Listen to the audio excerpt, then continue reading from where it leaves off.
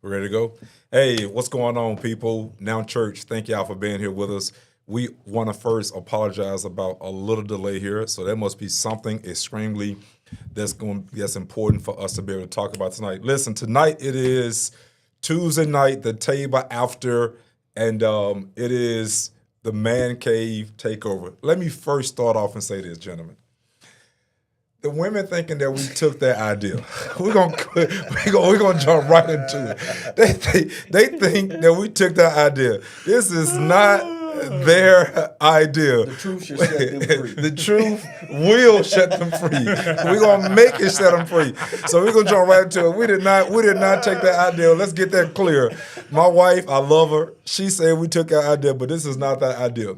So we've been talking about this for a very long time. So real quick, while y'all here, we're gonna show you the man in the room real quick.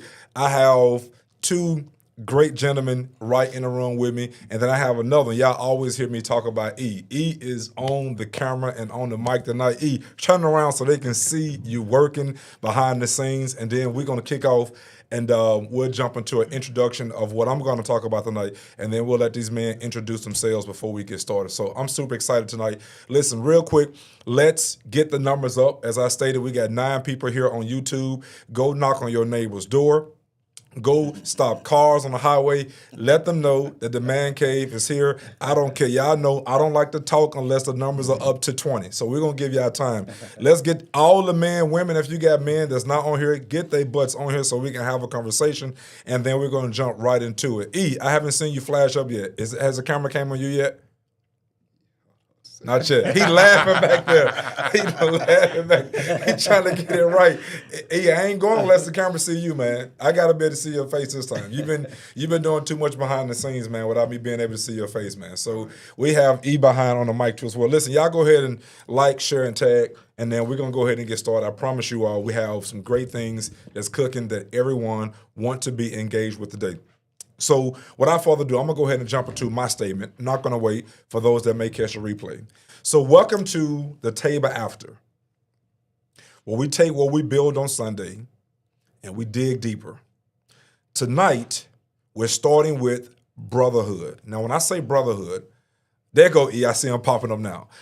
When I say brotherhood, I'm talking about the man, but I'm not only talking about the man. But it's really about all of us, the whole community. We're going to talk about why we stay, why do we leave, and what we need to build, and how we need to build a place so everyone feels seen. Because to be honest, all of us want to feel seen. But a lot of times we have been taught through the wonderful education system that being humble means that it doesn't matter by the work I'm done or who gets the glory. But I'm telling you, that's a freaking lie because all of us want to have glory. Now, I don't believe everybody should get a trophy, but everybody should be recognized. That's a whole other subject. So let's dive into some honest conversation and see what come out. Now, I must warn you, this is how I know this is a man cave because this is authentic. We haven't put nothing together. I didn't send them no questions up front. We did not plan it because, listen, when we're in the locker room, we're at conversation around the table, we don't come with no script. We don't come with a PowerPoint. We just sit down, we eat, we dine, we talk, and then whatever the conversation is, it comes up. And some of those are the greatest conversations ever. So I'm going to be quiet and let you guys introduce yourself. E, get ready to introduce yourself too as well. And then don't just talk about what you do in the church. I want to talk about what you do outside the 4 walls because my dream and the reason why God brought me here is to connect with entrepreneur mindsets. And that means a lot of different things. Whenever I introduce people, I don't just introduce what you do in the church, but what do you do outside? How you're making an impact because God has given us Richmond. He's placed us in the corner, but I tell people we're making a lot of noise in the corner. And now it's time for the world to know who we are. All right? So I'll let you all go first and then we'll jump back in. Doctor. Dr. Mike Lewis. Shortest to tallest. Shortest to tallest. I'll take it. I should have went last name. What's up, family? This is Dr. Mike Lewis here. All right, so we're not gonna talk about what we do here in the ministry.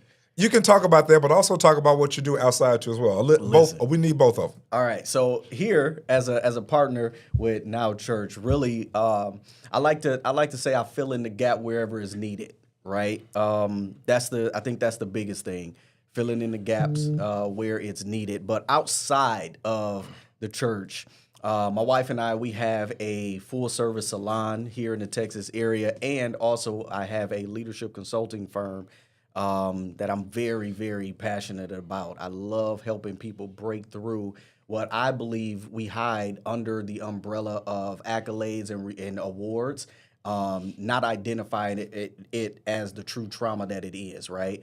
And I help them break through that so they can be who God has called them to be. So that's what I do outside of here. Okay. All righty. So my name is Mac Reed. Now, here at Now Church, I serve in operations, and I was voluntold to be a part of the intercessory prayer team.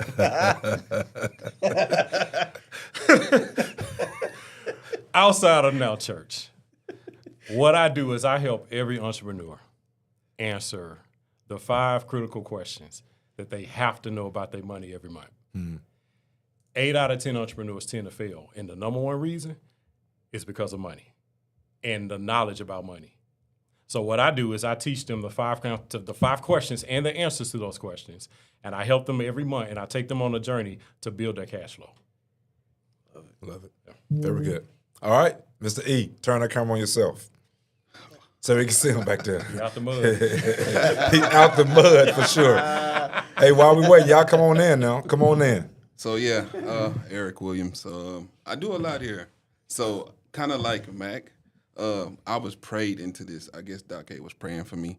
I just came to sit and just be a member, if you will. But yeah, so I do the audio sound here, but also I do have a media company outside here called Frame House. So we're building brands and framing stories. And then also I am a musician out here too, but I don't really, talk about that as much. But yes, that's what I do here at Now Church. Okay. All right, I'm gonna give it back to you. Yeah, if I can jump in, y'all notice how he is like he in the zone regardless. Yeah, I know. He's still working. He's still working, trying to do both at the same exact time. It's all good. This is what he do. I love it. So listen, this what we're gonna do is, so we know we have people coming in. I see everybody coming in. Again, we had a small technical delay, but we want to have an authentic conversation. This past week, again, happy belated Father's Day to all the fathers that are out there. I spoke some deep things into the fathers. When we gave every father a gift, I need to give you a gift as well to make sure that you have it in your hand. And I have people that's not even in the church calling and say, hey, man, let me get that money clip. I need to draw some of that into me, man. So, but yesterday, and I would say over the last couple of months, I've been feeling like God wants us to do something different. But I also been feeling a sense of a gap. And whenever I feel a sense of a gap, then I began to ask God a question: what are we missing? What is it that we're missing in this time? Because we've been so focused on building the foundation of what we have. Because my heart has always been this: I know that we're going to grow to several thousand people once we get into this building. That's coming. But I want to make sure that we have a solid foundation set here, a community where people can come in, they can feel loved, they can feel like they're a part of it. So I've been sitting down and even seeing some young people have been saying, hey, how do we get more engaged in terms of what we're doing in our church? Because we have a lot of great people that come here, but are we really engaged? And so I began to ask myself that question. Do I really spend time with the people that's serving and putting in their hearts in terms of what we're trying to do? Do I really know you outside of Coach Mac, Dr. Mike, Eric? Do I know you at a deeper level? And do we really have that camaraderie that we all hunger and thirst out of? And so the next couple of months, and maybe until our 10-year anniversary, I'm going to be talking about engaging our community. First, it starts inside, and then we're engaged outside. So I'm going to ask you all some questions. This past Sunday, I felt like there was a pull in the room because everybody felt like it was a shift that's needed. But one question I asked, and I want you all to talk about this. There was one guy, him and his wife and their baby, they've been visiting for a while, several. I asked the question, I say, you've been here about 2 or 3 times. How many people have reached out to you? You know how many he said? None. None. So let's talk to that for a second. Yeah. Are we missing something as a church? Are we too busy with the agenda of running church service that we miss the people that God that's sending us? I'm going to say yes to that last statement. I think we're so locked into the agenda that, like you said, we miss, why did God send them here in the first place? I remember you said this to us a while ago, and you remind us on a consistent basis that you have to care about what God cares about, right? And that's people. And so as long as we lock into what God cares about, everything else by default will begin to fall into place. And I think even when it comes to maybe the gaps that we may find in ministry, I think part of it is because, again, some of us have lost track of the fact that, look, this is really what it's about, right? It's not about the lights. It's not about how good the praise team sounds. All that stuff matters, right? Because it sets the atmosphere sometimes. But God is probably in heaven like, yo, y'all hurry up, like, get to what it is that I need. I'm sending people there to you. Yeah, I sent them there for this. You know what I mean? Let's get to that. And so, no, I think a lot of times we lose sight of that. Yeah. Right? Because we want to, it's so much happening behind the scenes, right? We have our online audience. We have those that, they've been following us for a long time. Yeah. And they're like, man, I just want to get in the building, not realizing that in the building is where that transformation happens. But then that's where we have to turn on the switch and keep the switch on. Yeah. Right? Like you were teaching this past week. And I was talking with somebody about it the other day, and I said, man, that message that you taught Sunday was a game changer. Yeah. It really was. And if we follow the instructions, everything is I like to say it's game over. Yeah. I love it. Yeah. I love it. So let me piggyback off that. I agree with you, but I'm gonna come from a different angle. I think that most people are so focused on the intention of why they're here that we stop paying attention as to why we're here. Oh, he dropping nuggets already. We ain't He even came got in our cut. way in He yet. came Come in on. the cut, Come man. on. Okay, go with it some more. You got to gave- break that he down a little gave you bit a more. highlight reel. Coach Mac, break that down some more. So- Mike, that should be bam, bam, bam, bam. I mean, Eric, bam, bam, give us some now. Yeah. Go ahead. So when I say intention, right? We know the vision, right? You got it written on the wall. Yeah. Know God, find freedom, discover your purpose, build and maintain relationships, and then go and impact the 7 mountains. I think we're so focused on that we forget that the purpose of why we're here is to ensure that somebody else get blessed as well. That's it. Right? So we tend to kind of get into this whole focus of, okay, God, what did you have for me? What is it that you want me to do? Why you have me here? Where you want me to serve? What is it that you want me to do? But we don't stop to think about, God, who do you want me to bless? Who do you want me to impact? Who do you want me to serve as a blessing? Who do you want me to engage with? Who do you want me to speak to today? Yeah. I mean, simple things like that, right? So I think a lot of people, it's not that their total focus is to just ignore everybody and just mind their own business. I think it just happens by circumstance because they're so focused on whatever they got going on in their lives right now. I love it. Keep going. I love it. Whatever they got going on in their lives right now, it's like, hey, that's my sole focus, and they're just zero and just locked in on that. Yeah. So when they come, they're coming for the word because they're looking at their personal situation, trying to get out of it because they're asking that question. I say it all the time. Men, y'all know if y'all been coming to Man Cave, God, why is this happening to me? Yeah. Instead of what are you trying to do through me? Right? That's good. So we got to learn how to change our perspective. Yeah. Because when you change your perspective, you make it about somebody else, then all of a sudden God will open doors for you. He has to, because you're doing it because you're somebody's been praying for an answer that you have the solution to. That is what I got out of the message. Yeah, I love it. I love it. It takes me. E, you have a comment while you're back there? I can't forget you back there, E. Go ahead. No, I was just thinking about what, just kind of what Max said, just my experience. When I came here, I didn't want to be greeted by anybody. I just wanted to receive. That's it. That's all I was looking for, just to receive. And I think us as people, I ain't gonna say people.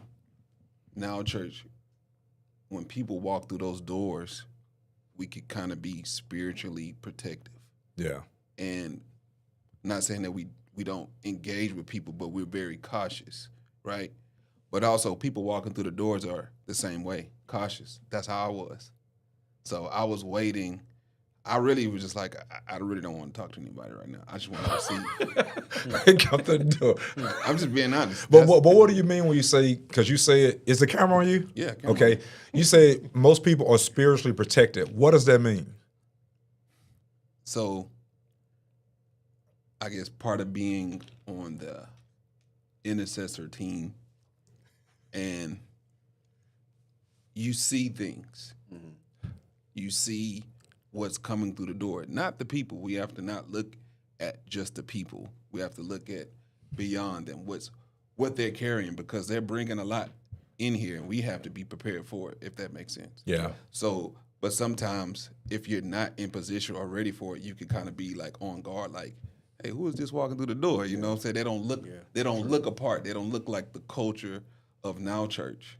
But, it takes time. So some people, you just got to give them a little moment and a little time too.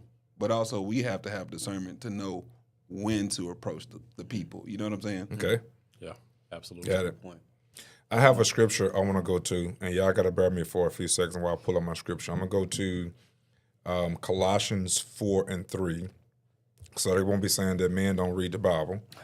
They start hate on us. So I'm going to start at verse 2, and it's going to kick off to as well. Verse 2 says, devote yourselves to prayer with an alert mind,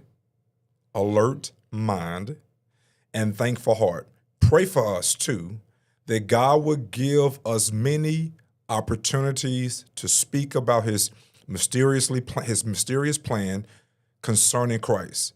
That is why I'm here in chains. Pray that I will proclaim this message and clearly as I should. So again, pray for us too, that God would give us many opportunities to speak about his plan.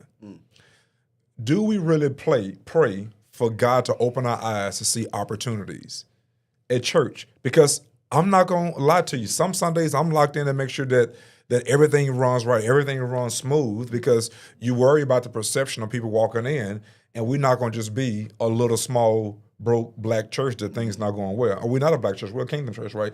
But then that perception, you first come in, you want to make sure everything is so excellent that then we miss the fact that God is sending us people. There's opportunities that we can change, because like Max stated, they're praying for opportunity for God. Listen, I want to be seen. And we're missing that. So are we really praying for God to give us opportunities? You want in on this one? Or do you all pray for God to give you opportunities to see? See, all right.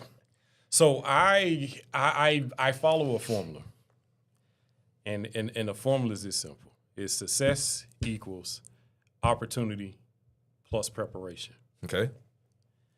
I believe opportunities are always there. The issue is we don't prepare for them. So I'm gonna go back to something that you gave a challenge to the church, is to pray in your prayer language, and to pray 60 for 60. Mm-hmm.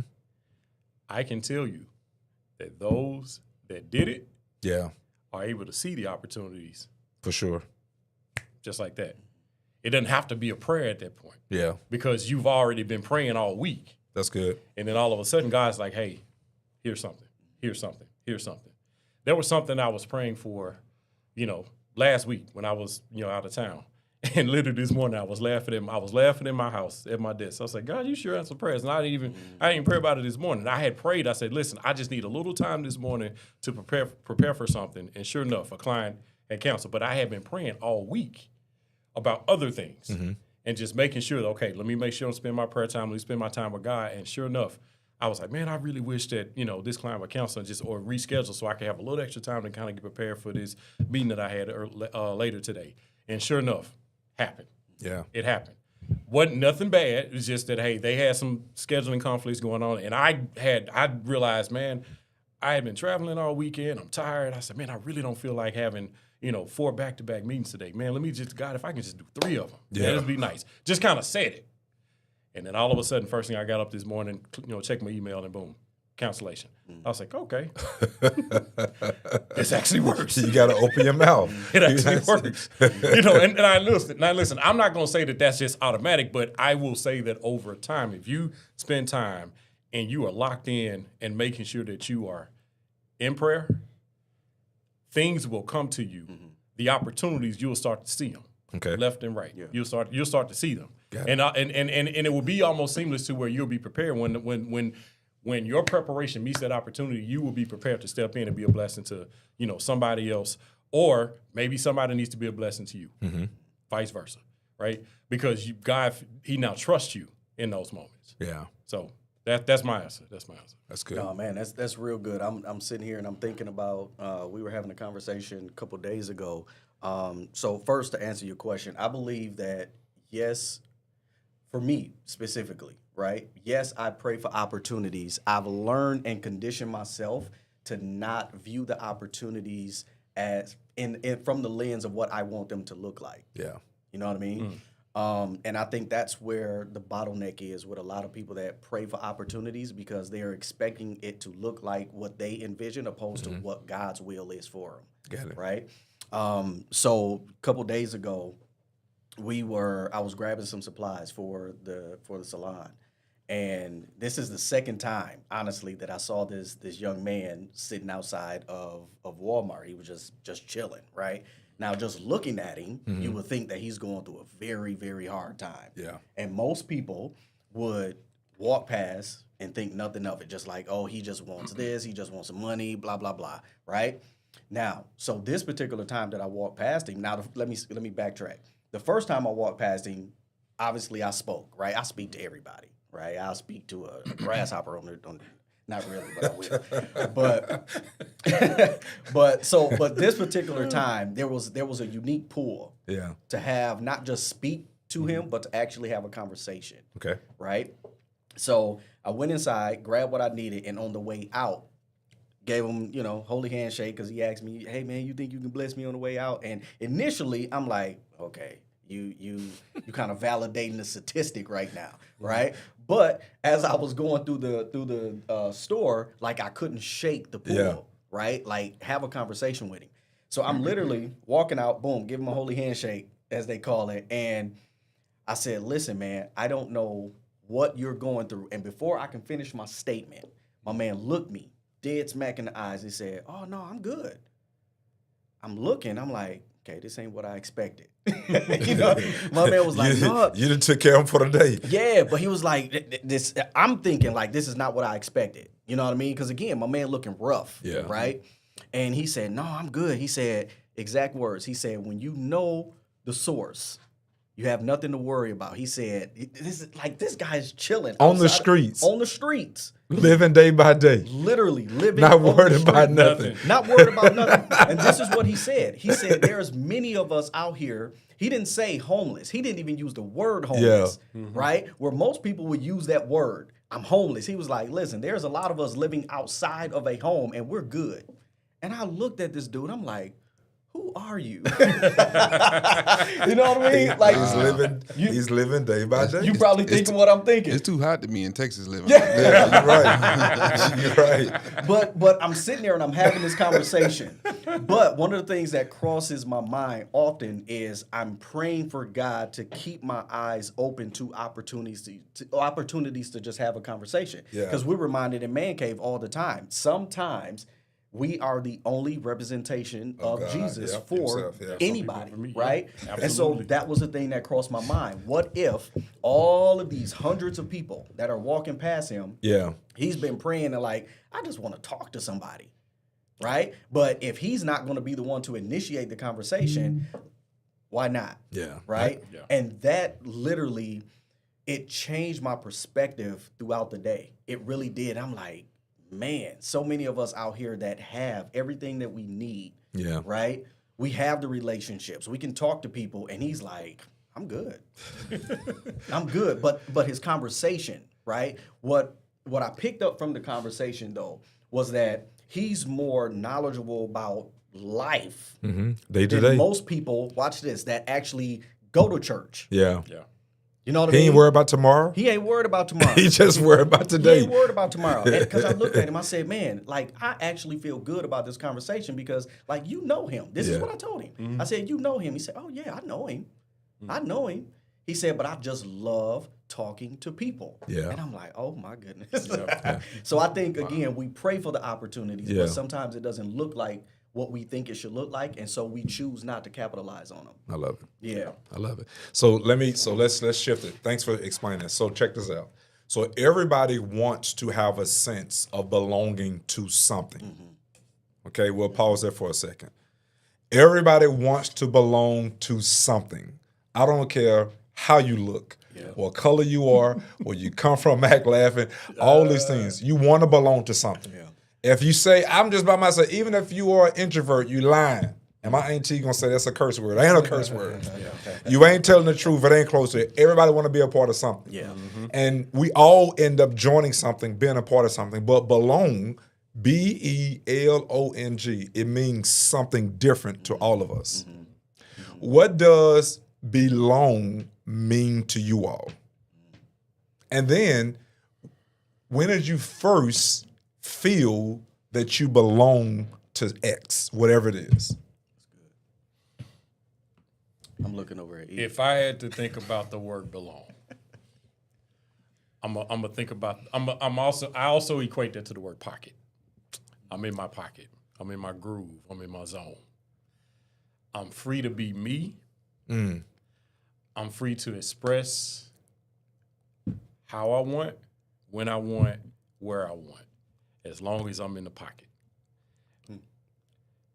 That feeling is what I felt when I truly understood the kingdom. Got it. Because then it removed and it freed me for having to worry about what people thought of me, what people were gonna think about me based on decisions I made. And when I realized that, I'm like, hey, the only person that I need to satisfy is God.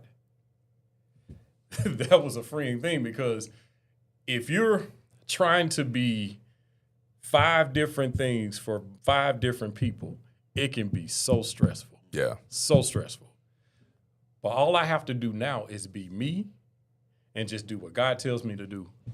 And I don't have to worry about anything else, right? So here's my really good, here's my slang definition. Y'all don't laugh at me. Mississippi, here come the sip, baby.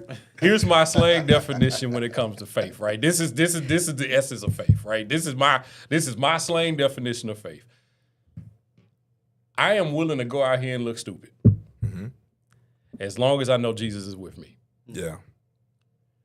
Even if they laugh at me, it don't matter.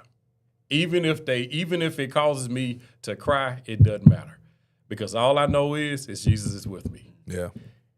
When I realized what that truly meant, it freed me from a lot. Decisions that I made, tough decisions I made, just a few years ago, those tough decisions that I made, which I thought you was going there. I had to have some very uncomfortable conversations, right? 25 years. I'm talking about, man, I had made it to a certain level. I wasn't going to go there yet. I was going to wait a little bit. I thought that's where you was going. I was going to wait a little bit. But when I came to the decision, matter of fact, you looked at me when I said it, because you came to me and said, hey, this is what I'm about to do. And I looked, let's do it. You did this. What? It didn't take me long, because I knew what the kingdom truly meant. Yeah. And once I realized what the kingdom truly meant, I'm like, okay, I would rather get to heaven and find out I was wrong Yep. than to be on earth thinking I'm right and then find out I was wrong Yeah. the whole time. That's good. That is what the pocket means. Yeah. So, but you said something, because I want all y'all to say this. You said something in the beginning that we could have just went left lane. You know, Mike, I'm like, you could have stopped right there. You said, I just want to be me. Yeah. Yeah. Why can't I just be me in church? Yep. You know, I think a lot of people, when I first came, you know, they had this makeup of what a pastor should look like. I'm like, cuz, that ain't the pastor I'm going to be. Yeah. I'm sorry. That ain't me at all. I ain't finna be, I'm just sorry. I don't do that. That's just me. I just want to be free to be me It's about control. as a kingdom citizen. Why? Now, okay, if people had an environment to where they were free to be themselves, would there be so much church turnover as it is today? Absolutely not. If they truly believe what that was, absolutely not. Matter of fact, I think that's what's holding men back, even here at Now Church. You don't think they feel like they're free to be themselves? No. Inside of themselves, not the environment. No, we can talk. No, it's good. So let me phrase Okay, this in yeah. this incredible, because I do not want to go home. And my wife said, "What you mean? You ain't free to talk about this You safe. for now." I'm sorry. I love you, baby. I love you. Happy anniversary. Mike got an extra bed for you, man. We need it. But I truly believe this is what I believe is holding men back. And honestly, I'll keep this in the man cave, but the infamous post, as I call it, the post that started kind of a lot of this, right? I felt it in my heart because I watched another group of men that I'm like, they're no better than us. Have a man's conference. They invited somebody outside of their church to speak. And they showed up in droves. Yeah. And then I watched where they talked about the growth of their men's group. And I'm like, why can't we do this? And then I realized, and I sat back and I looked, and I'm like, okay, it's not the church. It's them. It's the internal decisions and the internal thoughts that are going on. They're not free within. In my opinion, they're not free within. Like they're still battling. A lot of them are still battling the demons and the strongholds that they have inside of themselves. And they can come to worship, sit and watch others be free, and they still take those same battles and leave, and they're still fighting. And a lot of them are getting tired. They're getting tired. They're getting very, very tired because they're wondering, how is it that all these other guys are getting it, and I'm still kind of stuck here. That's the gap that I believe we have to figure out. And I'm not even going to say the word. But is it figure just Now Church or is it just men in general? out. Oh, it's men in general. Yeah. It's men in general. Okay. Yeah, if I can chime in on this, man. So many thoughts coming across my mind right now, right? Because I agree 100% with what you're saying. I think the challenge that a lot of men specifically are having, and I guess we can broaden it and say It's men and women too, it's people in general, yeah. for sure. It's just a man cave takeover. We took over this thing. We took tonight. over this thing. All right. So I think one of the challenges, the major challenge, kind of like what you're saying, so many people are used to living a facade, right? Yeah. And so they feel comfortable to keep the mask on inside of a place where they should be able to be free. So They're comfortable being a they're copycat. comfortable being a copycat because you're surrounded by people that are copycats. And if you're surrounded by people that are copycats, listen, you can pick 3 or 4 people within a certain diameter. I just in had the an idea. building, Go ahead. right? you can pick a few people. You can tell who's free when you're free. Yeah. When you're free, you can tell the person that's free. You can tell, right? Yeah. But when you're not free, everybody looks as if they're normal. Everybody looks the same. That was good. That's good, Mike. Think about this. Look, I'm going to say something. Now, we don't celebrate Halloween, Yeah. but I'm sure all of us did when we were young. Have y'all ever been in a costume before? Yeah. Okay. Have you walked around in a costume when it's time to go get candy for like 2 or 3 hours? When you were in that costume, what took place? You was that person. You was whoever that person. yeah. But I'm from Louisiana, Mississippi. Yeah. I mean, it was cold. Walking around in that costume, it wasn't cold outside. It was hot. Yeah. You were sweaty. You were stinky. You were faking to be somebody else. But then as soon as you take that costume off, you're like, You can breathe. I can breathe. Is it that people are walking around in costumes, they sweaty, they nasty, they grummy, they can't be themselves, they stuck inside of an environment that they want to break free. And then when they finally say, take the costume off, it's like, I ain't putting it. He got okay. Yeah. Because I want to go in on He this. just go ahead, boom, boom, boom, boom. You want to jump in here? I want to go He in on said, this. So I can't speak for everybody, but I can speak for myself. I was that guy. And I could tell you exactly why men are not there. And it is public enemy number one, and that's pride. Absolutely. Pride wouldn't let me raise my hands and worship. Pride wouldn't let me speak in tongues.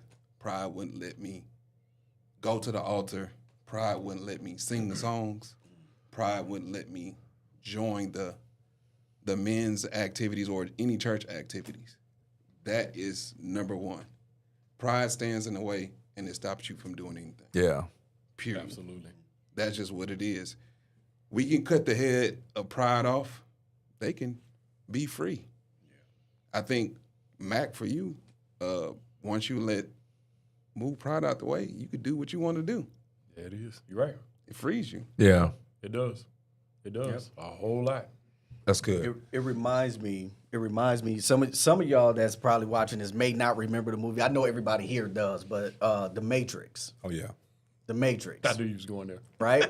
Think about this though. Like it's happening, and I ain't talking about no hocus pocus stuff. I'm like, I want you to catch the principle behind this, right?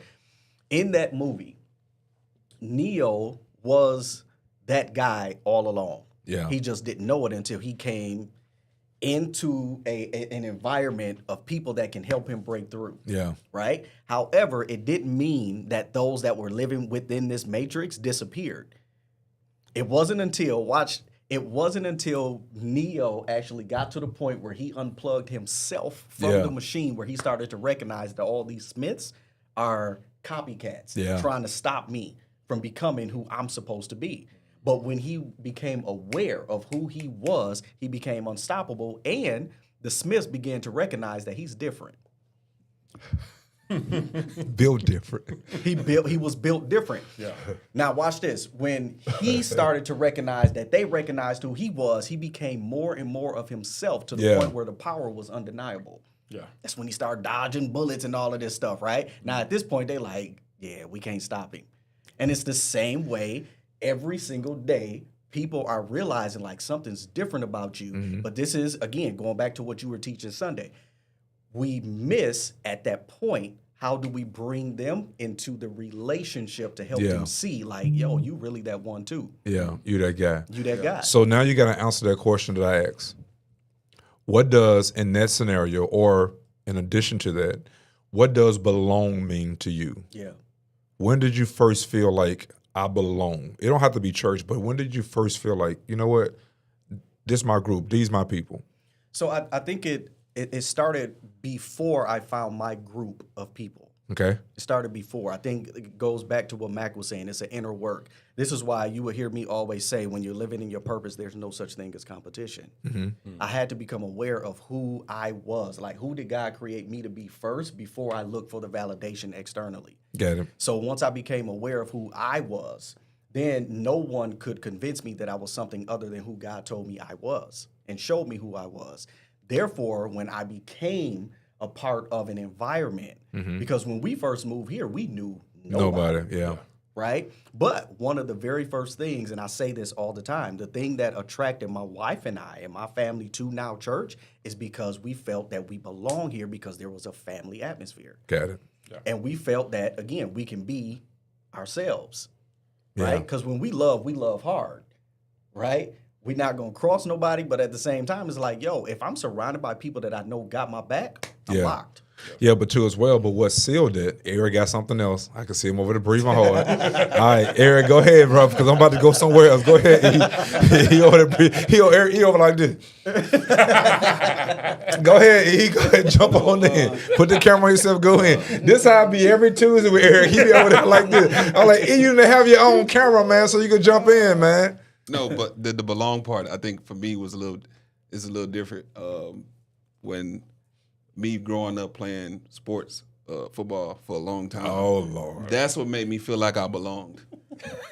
I'm serious. I was messing with him about his football career, man. See, I got tape. Hey, that's what they all say. I do. I can show you. AI, he pushing over walls. And everything. I can show you. I can show you the tape. That's all right. I ain't gonna mess with you. I can show you the Houston Chronicle paper. I can show you all that. Go ahead. Yeah, I'm just talking with you, man. We believe it. No, but what I'm saying, just when I felt like I belonged there, because in sports, the way you feel like you belong is when you go out there, you score a touchdown, or you make a hard hit, or you make a play. Then they be like, "Oh, he can play." Wow. So now you get the camaraderie. You like, hey, when it's time to pick teams, they're like, "Oh, I'm gonna pick Eric." You know what I'm saying? Because I know he can play. He gonna contribute. So it was my belong felt more of proving my self-worth, that I could be out there on the field with them.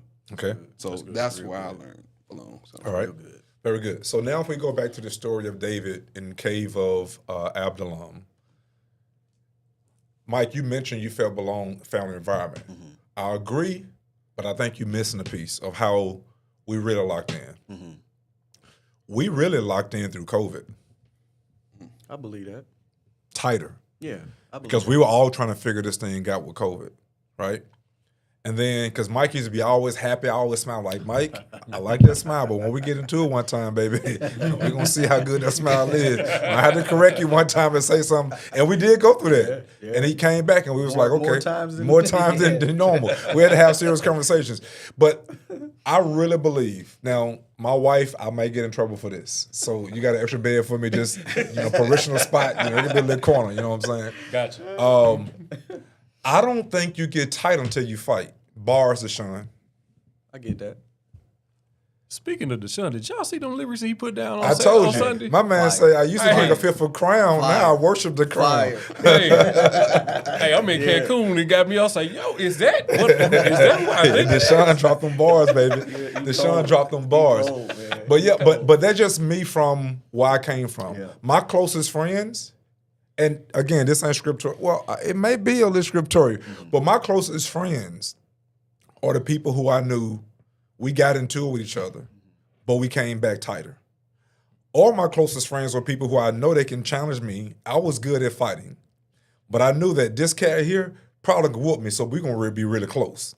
You see what I'm saying? So in that environment, the Bible shows that when you go through things with each other, their relationship draws tighter. Yeah. When it don't have to be anything distracting. It can be like a major goal, like we're trying to accomplish building something here, and we finally hit that goal. We sit back and say, okay, God, we did that thing. That draws a relationship because now I went through things together.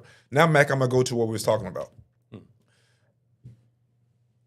Yes, we denounce fraternities and sororities, okay? But we have to think about, why do we go there? What were we seeking? And then the hardest thing for me, it wasn't the letters. I gave no care about the letters. Mm-hmm. It was the relationship, because I went through something with these guys for almost a year.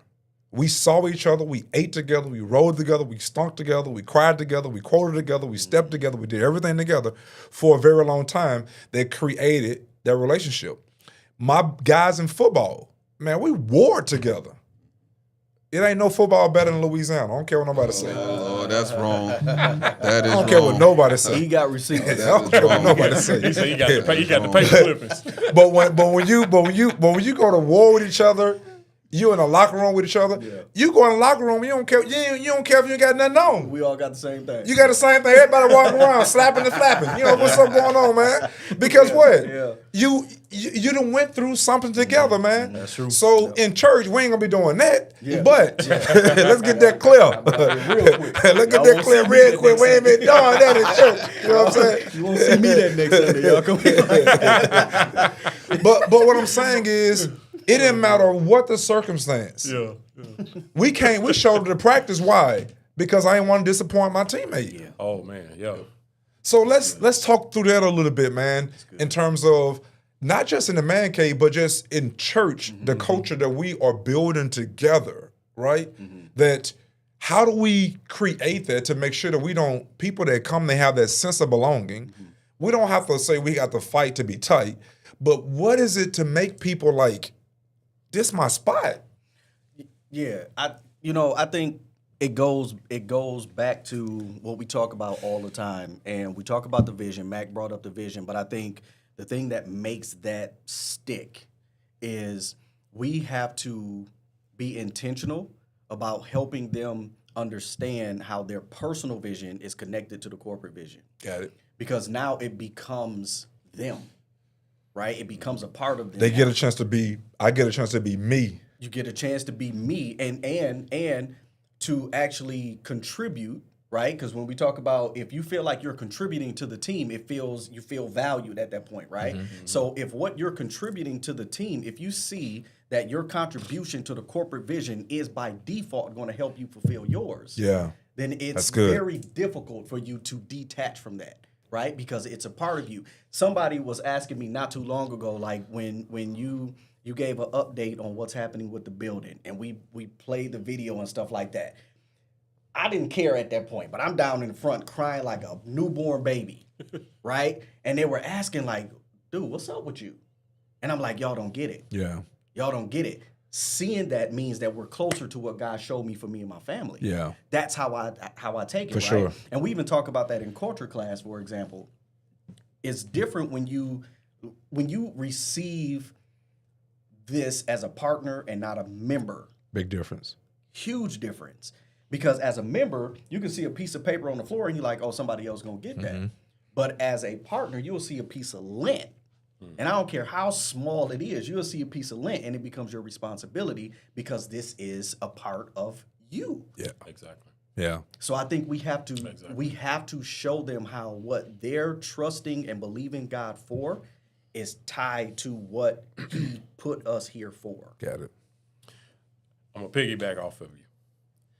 I think everybody, even when it's coming to joining organizations, right, and I'll hint at it, right, some of the things that we may have done in the past. I think, yes, the brotherhood piece is good, but I think everybody wants to have some part of a journey. Oh, that's good.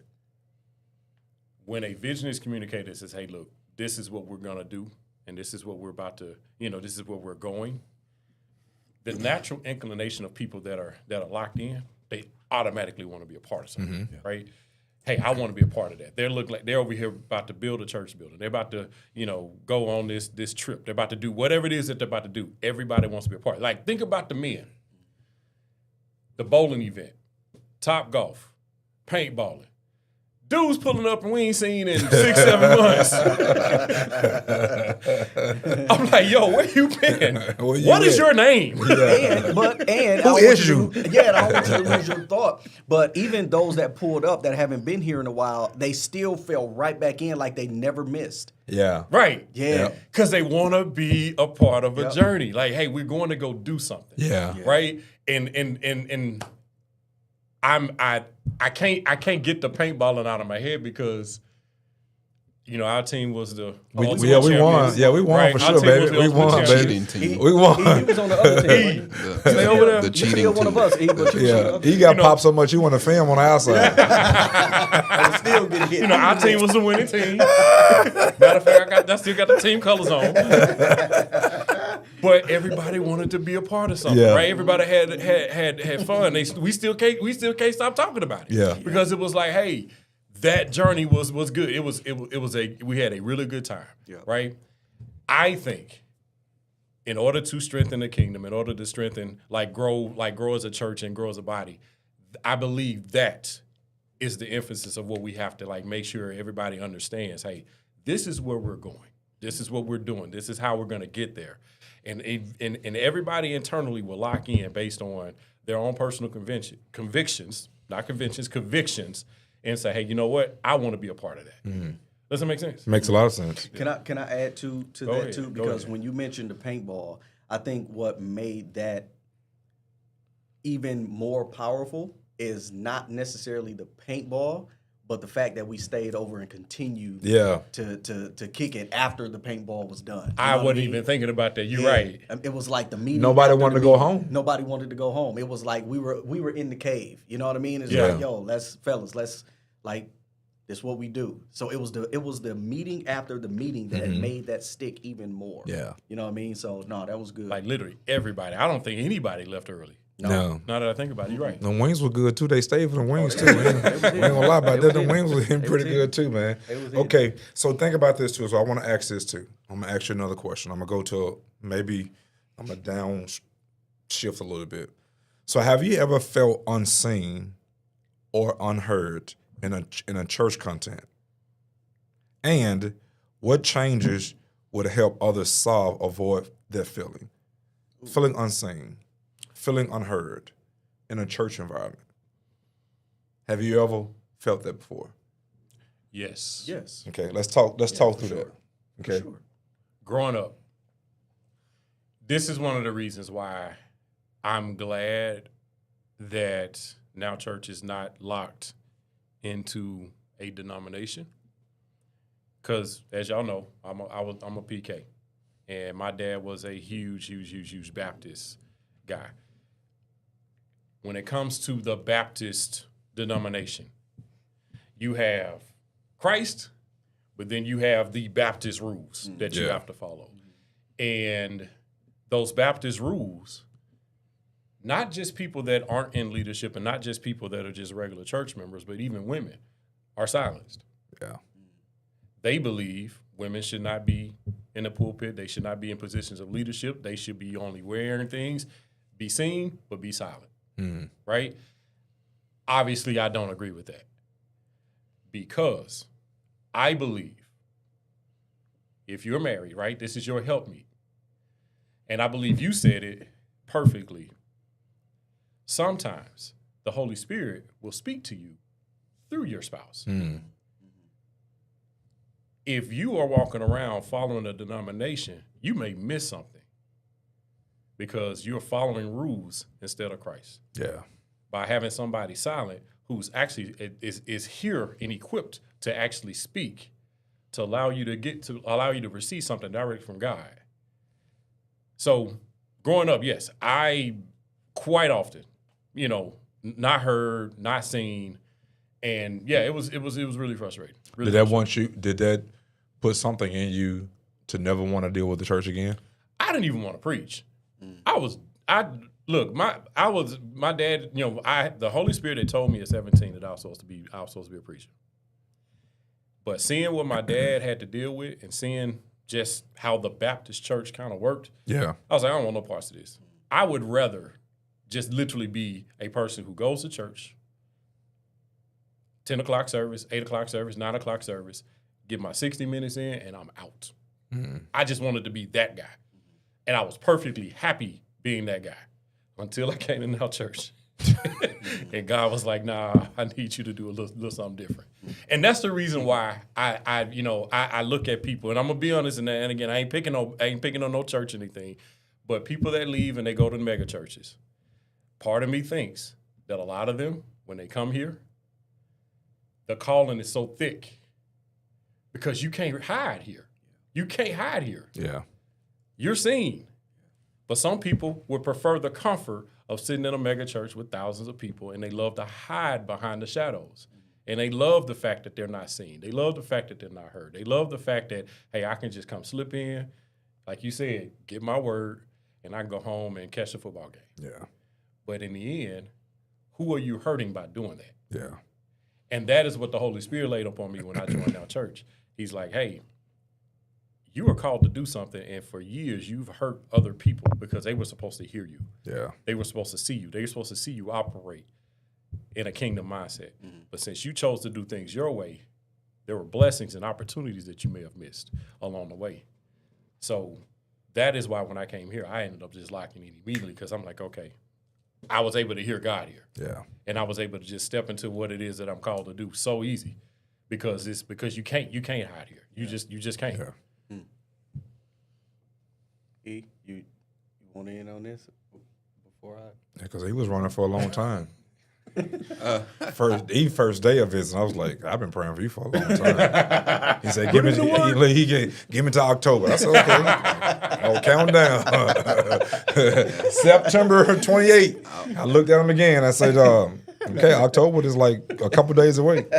Hey, real quick, let me acknowledge everybody online. Hey, we got Johnny Drumgold, one of my best friends from my home church. He taught a wonderful service this past week at for Father's Day at Liberty Christian Center. Davion is on here. I see you on here. Miss Danielle on here. Tyrone Brown on here. Thank y'all for joining. Listen, be sure to share. Who is this? Renee Eared. Who is that? That's the boss. That's the boss. Okay. What the at Reneared 792. Okay, I love it. Danielle, thanks for being on here. Davion, thanks for being on here. Everyone is on here. Please take a moment to share, like, and tag, because we want to make sure that we allow YouTube to be able to find us through the algorithm. So let's make sure that we do that, because it's not often where you see men come together to chop it up like this and to be authentic in terms of what takes place in terms of the church environment. So thank y'all for doing it. So listen, my next question is this. It's 8:05. Man. We're going to need a bed at Eat Good House. Lord, it went by fast. Okay, one more question. Man, that time went by fast.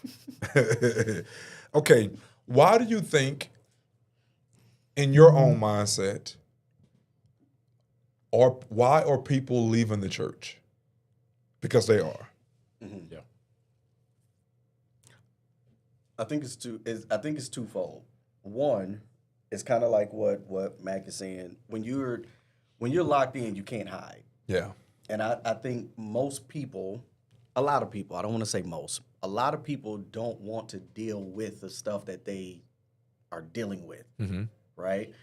We were having a conversation a couple days ago, and I was sharing how I recognized it within myself recently, and I had to have a conversation with even my own father, who's a phenomenal example of what a man and a father should be. But I did not want to get to a point in my life where I fall into this mode of saying, man, I wish I would have had this conversation when he was alive. Yeah. Right? And so I seized the opportunity to have it then, but I didn't realize it until I was willing to dig within myself and say, okay, Mike, you dealing with this. Like this is the reason that you keep getting to this point and you come to a screeching halt. Where does that come from? And so I had to deal with that. And so when you find a church that's actually kingdom based for real, you can't stay the same for long. It's impossible. And I think the reason that they leave is because, one, they can't they either they don't want to deal with themselves, right? Yeah. They don't really want to go through the work, or two, It's work. It's work, right? I think, and you remind us of this all the time. The message of the kingdom is a message of responsibility. And most people, it's easy to hide behind the cameras. It's very easy to hide behind the cameras and put this facade on like we killing the game, right? But when you go home, you can't lie to the reflection that's looking back at you. You can't, right? And so when you come in an environment that challenges you to deal with that, and you're not ready to deal with it, it's easy for you to leave. It's easy, right? But when you come in an environment like the man cave and you're ready to deal with it, and you got people like Mac that's like, look, you may not like what I'm about to say, but as a man, you need to hear this. That's one thing. Now this is all the men. I'm not sure what the Queen's house do, or Queen's court, This Queen man can't take ceiling. I think we're gonna remain competitive. Always. I kind of like that vibe. Robin gonna get us for that, man. She gonna get that. But one thing about our man cave I can say, and I'm glad you do it, we don't mind holding each other accountable. Not at all. It's strong. Listen, man, if you smell like cigarettes, don't come in. Come on. It's strong. Cause you're gonna smell like baking soda before you leave out of here, but we're gonna scrub you down. Yeah. Ooh, it's strong. We don't mind looking in your eyes and telling you the truth. And then the men here are gonna be authentic. I love that about our man cave. I love that about the environment of the men we have, because it is who we are. It's the essence of what a man needs to be. It's the essence of but it's that trust factor that a man sometime can't talk to his wife and his children. And he don't have that. So every man need to have that spot to where they can talk about their wife 100%. in safety. Or talk about how they feel about their children in safety, right? But the great thing is about the man cave, and this is where you come in, y'all doing a phenomenal job, all the men, is that you're not going to let them leave with that negative connotation. You'll let them share that, Right. But when they go back home, they ain't going back home like, yeah, I told you were garbage. No, cuz we ain't What doing does the that. word say? Yeah. That ain't what the you're gonna go back. You might come with that, and we might let you go through that, but you're gonna go back with what the kingdom of God says, because now the responsibility, or we told you how you should handle it, you got to go back home with it and do the right thing. So now, it's 8:10. Come on, man. Can I go? That'll be on the next episode. It'll have to be I'm on just the playing. next I'm just playing. But you just made me think about something, right? Because it is so authentic. It really is. There's been times when my wife, y'all know my wife. Mac, you better get him a couch at home. No. Get in trouble here. It's like Okay. it's an alley-oop, real Okay. talk. But there's times when I would be out of pocket as a man, right? Okay. I would be out of pocket, and she would literally throw one of y'all at my face, and Yeah. she'd be like, "What if I need to call Mac? What if I call Doc A? What would they say if you?" And I'm like, At first, I would get bothered by that. Yeah, he used to say, "This my house. This ain't Dr. A house." I remember that. It's my house. but now Man, here's he used to say that to his wife, and she'll tell me. He said, "This my house. This ain't Dr. A "This house." my house." But here's the thing that resonated with me. Once I became intentional about dealing with me, Yeah. I realized that she knew that I was in a place where men will hold me accountable. That's good. And if I fell out of pocket, like you said, she know that she got some people that she can be like, "Come get your boy." Yeah, Yeah. And that's huge. for sure. That's huge because as men, I think about the scripture, for example, where it talks about when I was a child, I thought like a child, but when I became a man, I put away childish things. Right. And I think society sometimes make us think as men that putting away childish things mean that we can't be vulnerable. Because let's just be real with it. For a man, that's viewed as like you a punk. Like, you know what I mean? Like you being vulnerable. But in the man cave, like we've had Man, I men just cry. got something else. Go ahead, keep going. But It's 8:15. we just that tapping in. Go ahead. the thing is, the vulnerable piece is what makes you a man. That's my point. That's and it. in the man cave, we're allowed to do that. For example, I think it was a conversation before where we were like, man, we need to go live in the man caves. I was like, do we want to do that? Because publicly, most men are not used to being as vulnerable as we are when we're on our private Zoom. Yeah, So I'm like, do we need to do that? yeah, But men are allowed to be men. Right? In the man cave. And we are. I really believe that our wives see that. yeah. Okay, I think That's I'm done. fine. I think I'm done. That's fine. So when I had a thought. We about to end. I promise you. I just thought about it's important what group you connect to, Mac. Now we can go back to what we are familiar with. I've seen men come to certain groups, spout about their wives and their children. Somebody hand them a beer and say, "Here, don't worry about your wife. Go over there." Yeah. Or go do this. Don't worry about that. Every man need to do this. And now that organization they're part of, they locked into that for a long time and never come out. The difference of man cave, you could come and spout out about what's taking place. We give you that freedom, but you ain't gonna leave without the right answer to go back to. Right. That's the difference, and the difference, and the reason why it's dangerous for you to connect with something or organization that really don't understand the foundation of the kingdom and really don't have no accountability to make sure that when you come, we're gonna make sure we send you back out with the right answer. Right. So Right. true. Right. So true. okay, all right. So listen, it's 8:13. I see we got people. He say, "Man, y'all can't keep going. Laugh out loud." It's Davian. We can't. That's why man can't be 2 hours. I told Mac, say, "Mac, cut it an hour. We give it too much." I promise it don't be me. It be pushing over. I'm like, because it always get like that. Hey, it's time for us to do something live too as well, man.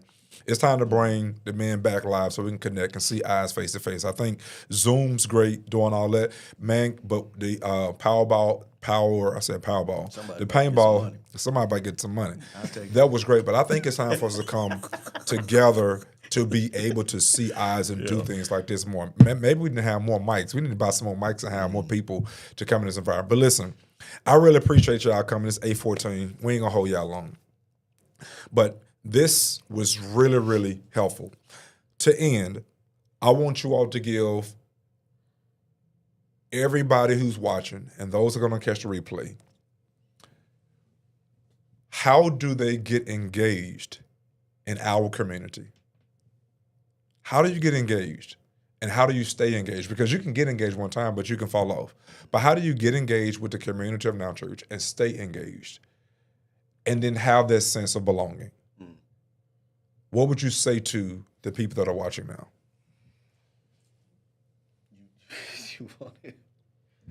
Real easy. Wednesday nights, 8 o'clock. Send us a message on YouTube. Send us a message through, our website. Join the Man Cave. That is the first. If you are a man, the Man Cave will be the first place. I would say don't wait till Sunday. Yeah. Lock in with us. Lock in. We're going to be on there tomorrow night, 8 o'clock. Yep. That's where you start. Okay. That is where you start. Now go to the general congregation. Because Now- all the women can't come in. Tanya and them trying to sneak in the Man Cave. Natasha, Dr. They can catch a replay or something. Yeah, okay, now the general congregation. Now, general congregation. I still don't think they need to wait to Sunday either on that one, right? I think the first thing would be is, hey, reach out and ask for prayer, and somebody from the concierge team can give you a call, and if you need prayer, I would say that will be the first thing. Do not wait until Sunday, Okay. Because you have it is like if God is pressing on you, that means He's pressing it on you to make a decision right now, not wait because you do that. Tomorrow's not promised. Yeah. Right? So that's the first thing I would tell you. Tomorrow's not promised. Make that decision now. If he's pressing on you, make that decision now. Very good. Thanks for sharing. Okay.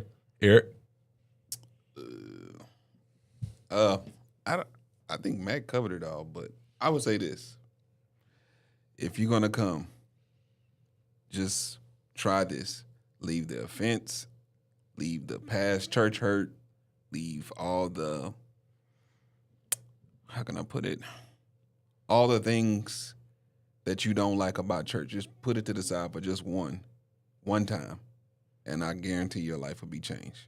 Yeah. I came here in 2023, and I've been here ever since because I was once that person. That's good.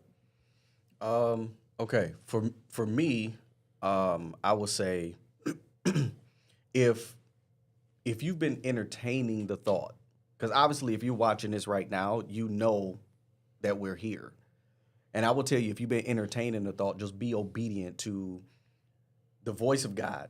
And if you're questioning whether or not it is the voice of God, I tell people this all the time. It's one thing to watch us online. And again, it looks, we can tell you anything behind the lens, but it's another experience when you're actually in-house and you actually feel the love. My wife and I came here knowing nobody. We've been here since 2019. As a matter of fact, we were talking about it the other day, our very first service as we didn't know we were partners. Yes, we did. I can't even lie.